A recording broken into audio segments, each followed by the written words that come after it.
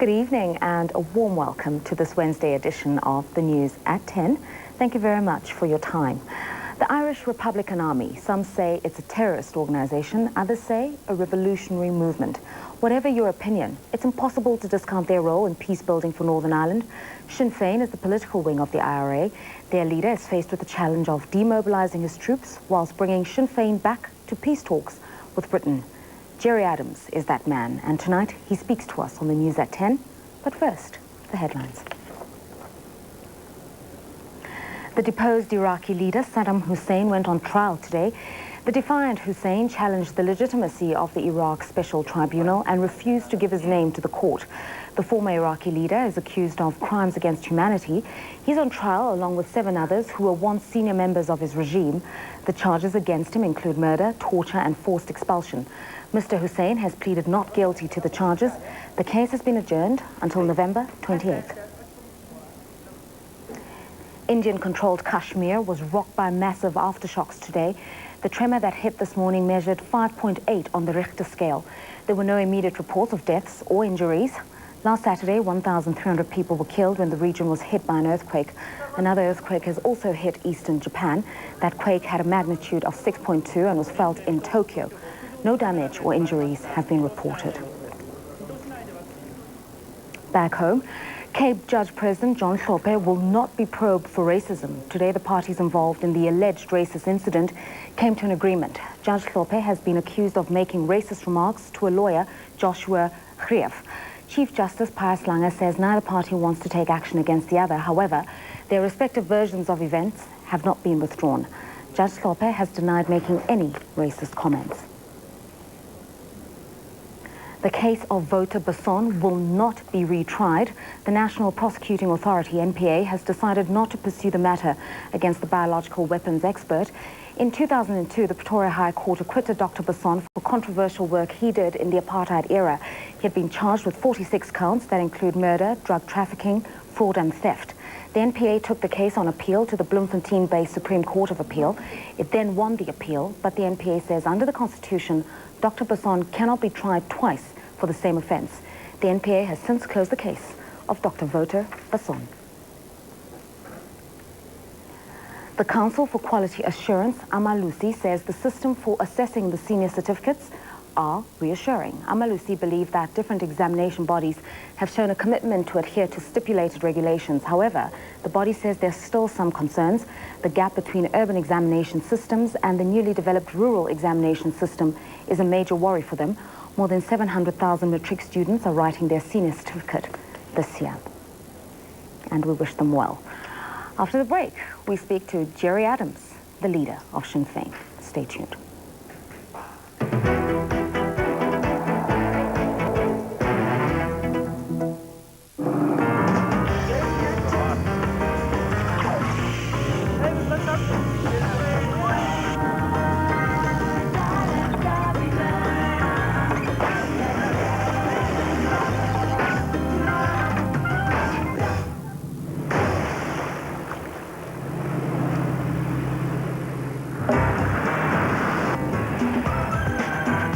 If only everything was made as well as an Amstel lager.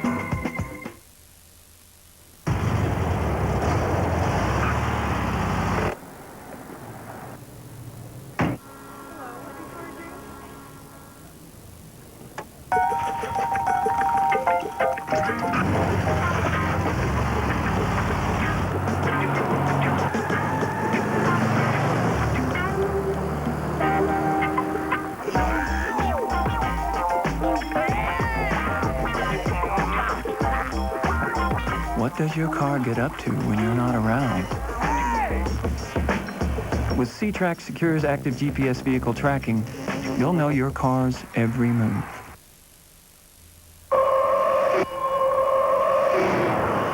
The new Mazda 6 rocked the press. Visit our website and find out why. For low prices narrowly escaped injury today after causing a stampede in Plumstead, after announcing that Cash Crusaders pay good money for your unwanted goods. When asked to comment, he replied, "My head is reeling to think we get paid for stuff we don't want." Cash Crusaders. Good for cash and cash for good. With new Danao 5 fruits, 5 vitamins, you can start your day with a perfect 10.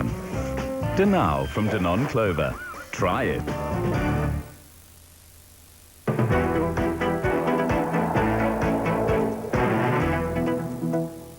Welcome back to the news at 10, only on SABC 3.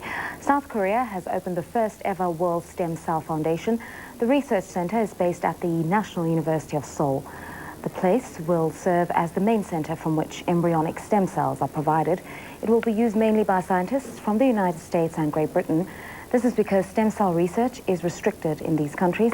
Stem cells are a potential source of replacement tissue for people with a variety of ailments. The project will be led by Woo Suk Hwang.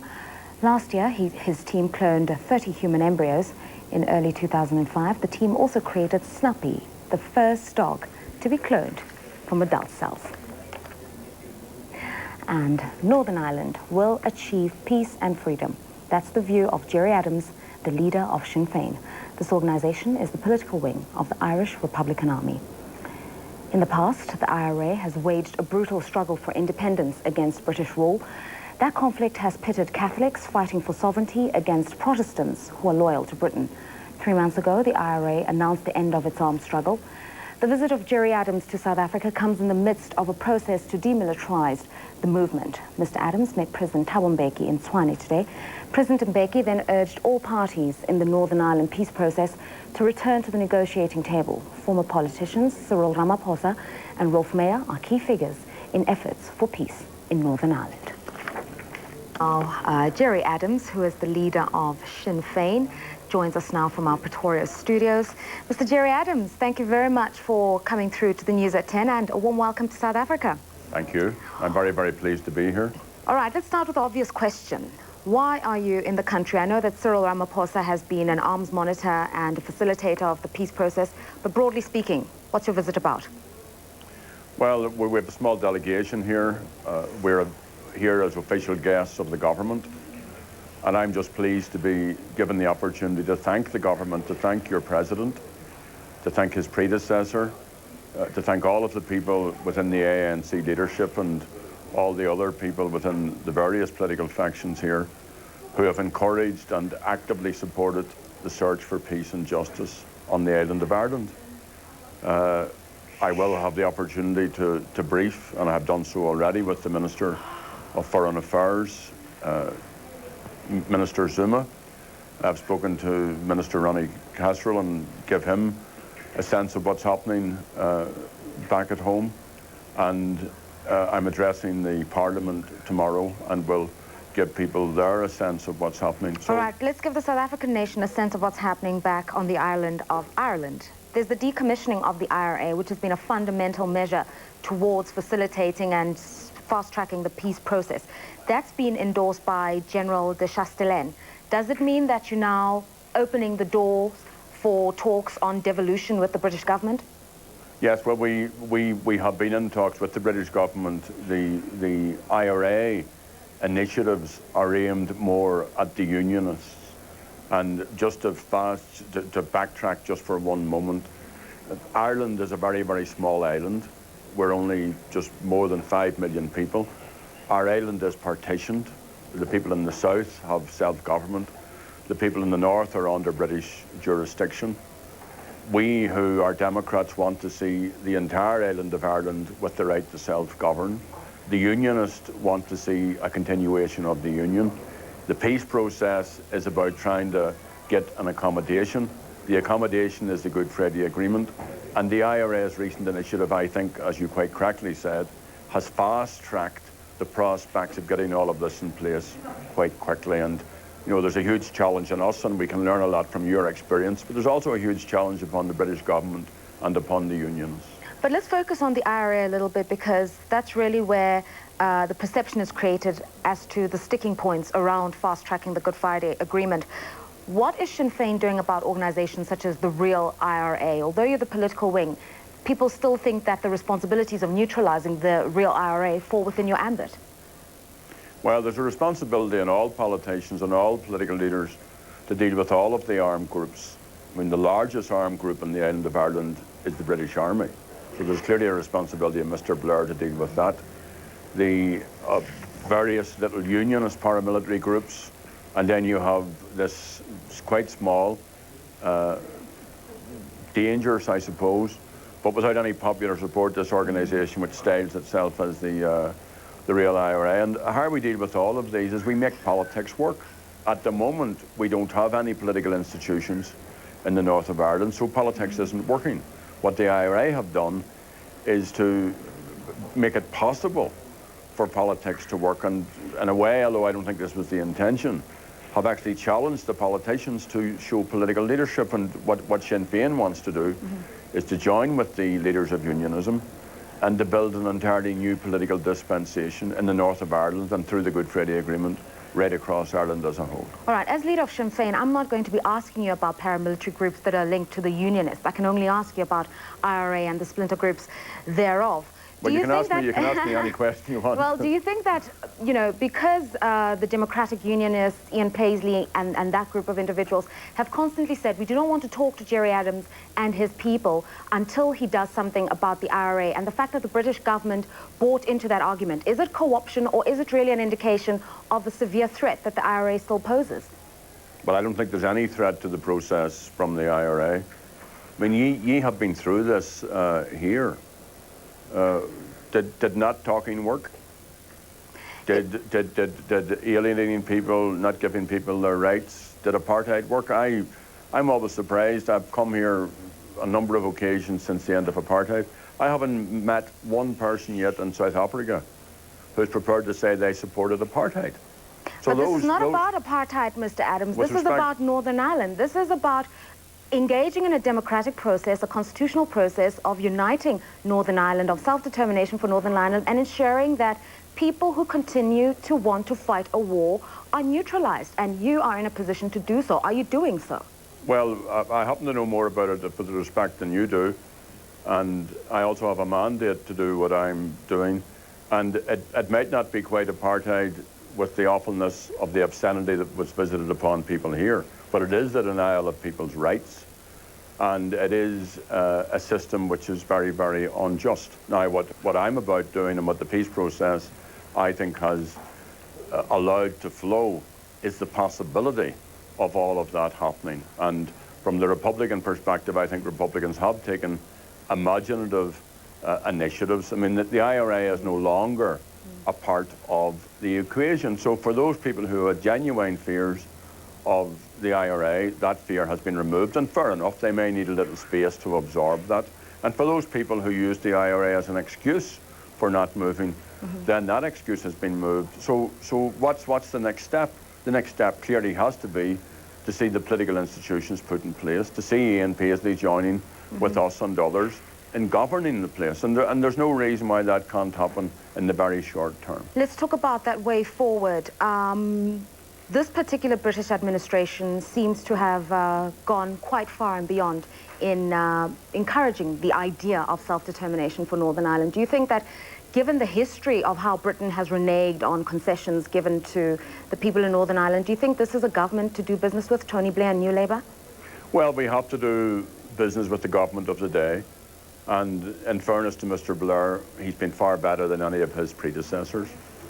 At the same time, there is a lack of confidence among Republicans and nationalists generally, for the reason you give, that the British government has reneged and has not fulfilled a number of its commitments. Now, I would expect between now and Christmas that it will do so. Certainly, I spoke to Mr. Blair quite recently, and he undertook to follow through on the obligations which his government has under the terms of the Good Friday Agreement. So we need to see beyond the rhetoric. We need to see the reality on our streets, and we need to see the reality in the places where it counts, which is in the areas of disadvantage, in the areas of inequality. And you know, I'm quite hopeful that Mr. Blair will deliver on those promises, and I have great confidence in ordinary people. I think that people all the time respond to the political conditions in which they live. If we change the political conditions from those in which conflict exists and which injustice is part of it, to one in which conflict ceases to be and which there can be justice and fairness, I think people will respond to that in a very, very positive way. I have no doubt about that whatsoever. All right, Gerry Adams, we wish you the very best of luck to you and to the people of Northern Ireland. Thank you very much for your time. Good luck to you too. Thank you. Thank you very much. Fine. All right, we'll be back with the news at 10. That's after the break. Don't go away.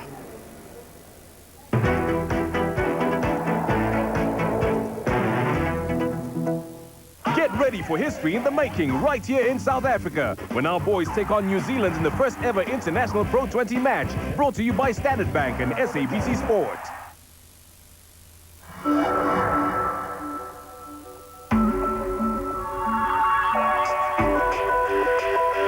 The G4 from Zodiac. Proven Barracuda performance. Zodiac Barracuda, South Africa's preferred pool cleaner.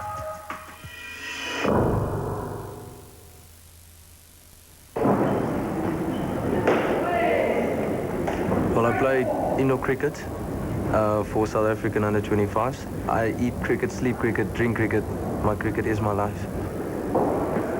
We play cricket at a very competitive level, of course. So we've got to be 110% committed. So the same passion, the same vibe, the same spunk I have for my cricket, I take that back to work. My name's Dean Moodley, and I work in the sales department at Outsurance.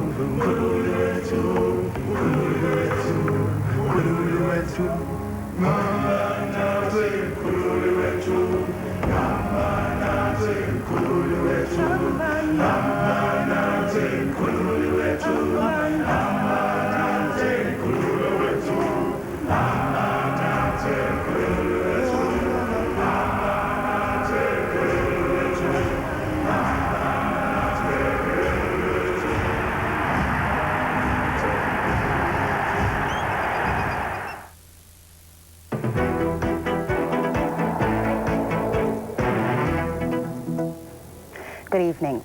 Countries with exchange rates linked to the dollar must allow market forces to dictate. That's the word from Federal Reserve President Timothy Geithner. He says large external imbalances that show in the U.S. current account threaten the world economy. Meanwhile, the markets are trading higher in the United States, this despite Intel Corporation's disappointing revenue outlook, which raised concerns about slowing corporate profit growth. Intel stock declined 2.9%. At the same time, Motorola's third quarter earnings have risen on the back of strong sales of its mobile phones. Motorola's shares climbed 2.7% to $20.71. The Nasdaq's currently 8 points higher. U.S. crude oil futures for November delivery rose 19 cents. This as Hurricane Wilma strengthened to a catastrophic Category 5. The storm is now approaching western Cuba and Mexico's Yucatan Peninsula. U.S. oil inventories data is expected to show a rise in crude supplies. Investors say the report is likely to show a drop in reserves of distillate fuels.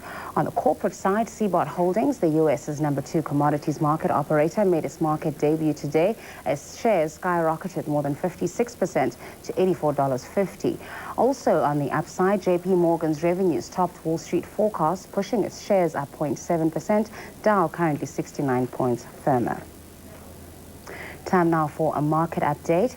The rand is steady. It's moving in line with the euro. The JSE ended sharply weaker, this on the back of weaker world markets. Gold's at $464 a fine ounce, platinum at $926, and the spot price of Brent crude is $58.22 a barrel.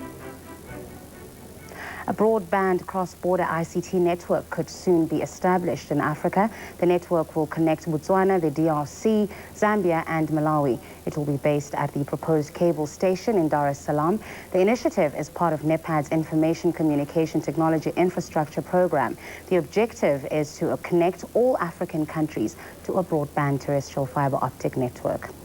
Well, Dr. Henry Chesia is the Deputy Chairman of the NEPAD E-Africa Commission, and he joins us now from our Tshwane studios. Thank you very much, Dr. Chesia, for joining us this evening. Thank you very much. I'm glad to be here. Let's talk a little bit about the commission. Established in 2001, what have you been doing since then? Oh, we've been doing a few things. In addition to this broadband network, we are also working on schools, trying to install ICT equipment in schools and offering our young people the chance to train using ICT to improve their education and also to give them skills that they can use after they graduate from schools. On a global scale, where does Africa stand in terms of ICT competitiveness? Not very good, I'm afraid. We have a big job to do to bring ourselves to the stage where we could be regarded as being equivalent to the rest of the world. Are we not rushing into complex issues? I mean, some people might say that poverty is more important, HIV/AIDS is more important, food security is more important. Why are we focusing on ICT? Well, ICT actually helps us to deal with the issues of health, issues of poverty, issues of growth. So it's very important that we use this as a tool to enable us to get out of the predicament we are in the continent. You've mentioned some of the things that you have been doing since 2001.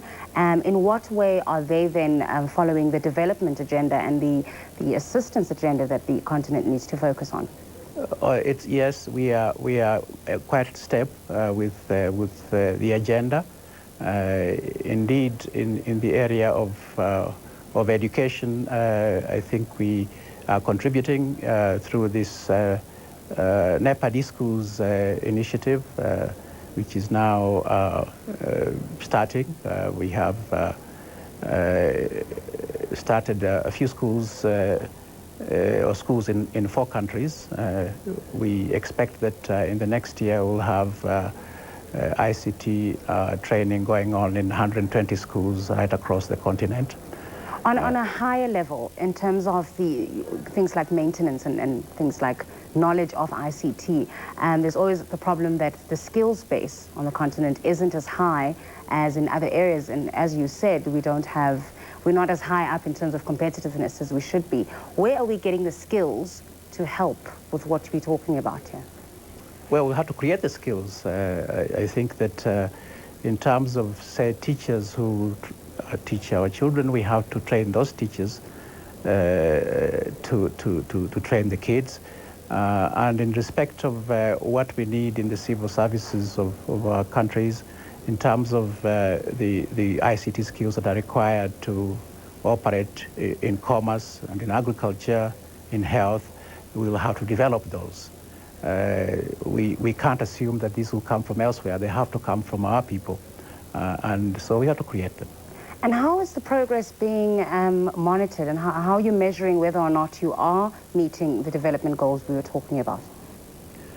Well, I mean, in terms of the availability of equipment, we can always count the equipment. Yeah.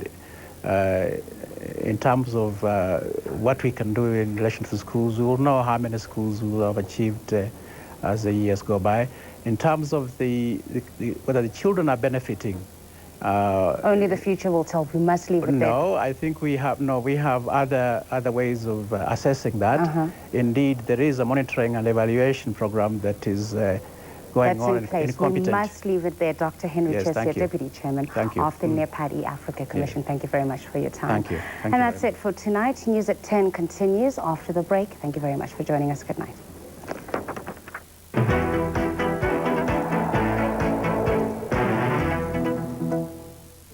I've been through different phases in my life. I've changed my look, but I've not changed who I am. And that's what this website is about. It's a monologue between me and those who are not afraid to express themselves.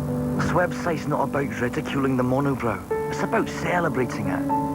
If the eyes are the window to the soul, this is my balcony. Who knows what you'll find when you're always online? Surf all you want for only 145 Rand per month. No more scary phone bills. Get MWeb ADSL. Call 08600 32000.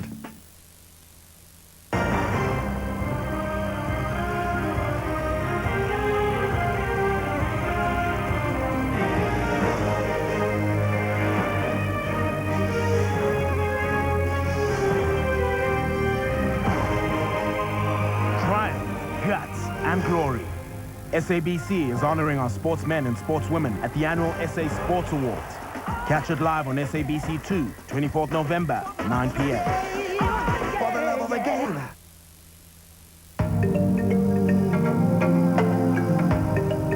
This is Lungi Mchali. We see him learning new skills, setting new goals,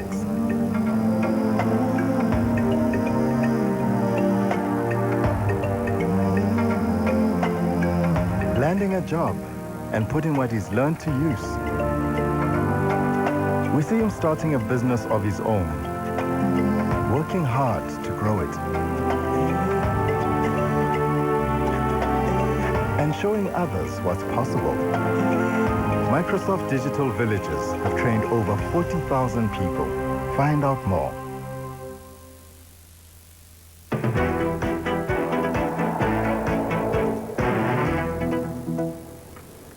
Welcome back. In your soccer news, Orlando Pirates have stretched their lead at the top of the PSL table. The Buccaneers defeated Morocco Swallows 1-0 at Ellis Park this evening. Here are the highlights. He loses out rather sadly. Now suddenly Makanya pops up on the left-hand side of attack for Pirates. He should take on Gary McNabb, does it? And Itafia, obviously he picked them to it, got in front of them.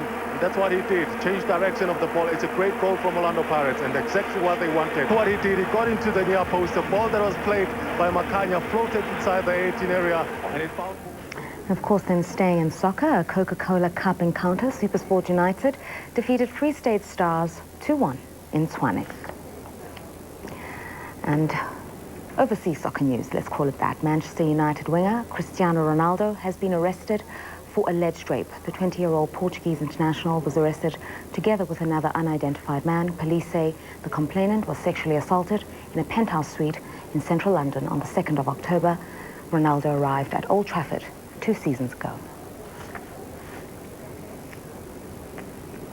And on to rugby news. The managers of Western Province Rugby say they are not racist. The denial follows accusations that the coaching staff have based the selection of teams on race and religious beliefs. The accusations come after the team's semi-final loss in last weekend's Currie Cup against the Cheetahs. Media reports accuse Nick Mallett, who is the director of coaching for Western Province, of prejudice. They allege that he is discriminating against the loose forward, Luke Watson. This is apparently for his religious beliefs. Mr. Mallett denies this. I've criticised a number of players for their performances. They've been Afrikaans players, white players, black and coloured players. They've been players who have Springbok reputations. They've been young players. It's part and parcel of professional sport that you have to be judged and assessed on your performance. Now, earlier this afternoon, we had thunderstorms in Johannesburg. Simon looks at the rest of the weather patterns and your forecast for tomorrow. Hi, good evening. We've got a cold front which is pushing up the east coast tomorrow, dragging its showers with it into KwaZulu-Natal. Isolated thunderstorms expected ahead of it up into Swaziland and beyond into the South African low veld, but partly cloudy to sunny weather over the rest of the high veld. Things do clear down into the southwestern Cape. We are seeing a few showers along that southern Cape coast. Those will clear during the day, but gale force westerly winds and rough seas expected. Those are going to ease to the east as that front moves on. Let's have a look at our temperatures, remaining fairly cool over that western interior overnight. Mild though along the south coast, low teens at most stations. Quite warm in KwaZulu-Natal ahead of that front, 19 for Durban, 20 expected for Richards Bay. And then tomorrow we're seeing the impact of that front as cool weather wells in behind it, low 20s for the Eastern Cape, just 19 expected for PE. Nice and hot up in the northeast, 33 the high for Messina. Remaining cool down towards Cape Town, a high of just 18 degrees, low 20s further north. Have a great one. Cheers. Thanks, Simon. We've come to the end of our bulletin. We'll see you again tomorrow with more topical news and interesting views. Remember that tomorrow is no car day. So if you don't want the risk of taking a Johannesburg taxi, you know the ones that defy all the road rules, then I think it's best you prepare those walking shoes. Until Thursday then, from the 10 o'clock news team, the crew, thank you very much. Good night.